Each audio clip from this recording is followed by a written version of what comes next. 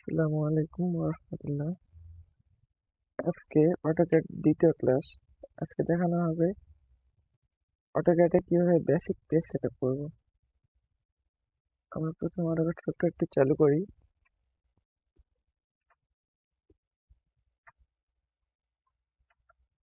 AutoCAD সফটওয়্যারটি আমরা যেহেতু ক্লাসিক বলতে 2D কাজ করবো, সেজন্য অটোক্যাড ক্লাসিক দেবো প্রথমত।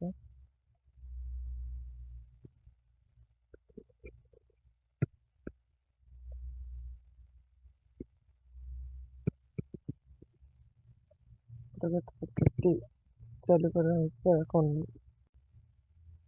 আমরা ব্যাকগ্রাউন্ডটা চেঞ্জ করব, আর আমাদের প্রয়োজনীয় যে সেটআপগুলো এগুলো পরিপূর্ণ করবো। এটার জন্য আমাদের টুলস থেকে অপশন মেনুতে যেতে হবে, অথবা এটার জন্য শর্টকাট মেনু আমরা ব্যবহার করতে পারি ওপি ইন্টার। ওপি ইন্টার অপশন, এখান থেকে আসা যাবে ডিসপ্লে। ডিসপ্লে থেকে আমরা প্রথমে কালারসে যাব। ব্যাকগ্রাউন্ড কালারটা আমরা হালকা গ্রে কালারের মতো দেব। কার্সরটা নিশ্চয় কালো রাখবো। তারপর অটো স্ন্যাপ আমরা আমাদের ইচ্ছা মতো রাখবো, যেটা সুবিধা মনে হয়।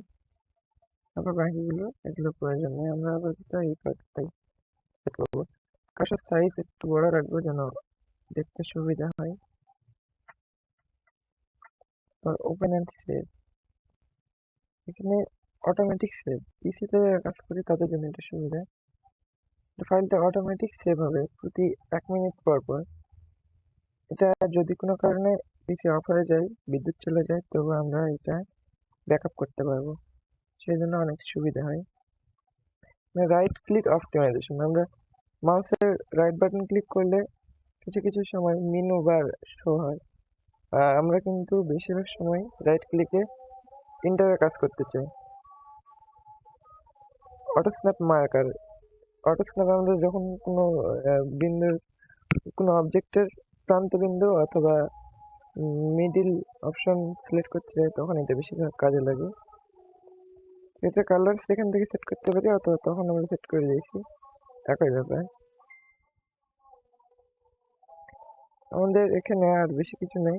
আমরা যদি চাই প্রোফাইল নাম চেঞ্জ করতে পারি। এটুকুই পেজ সেটআপ। শুধু বেসিক পেজ সেটআপ ছোট দেখাচ্ছে, এই জন্য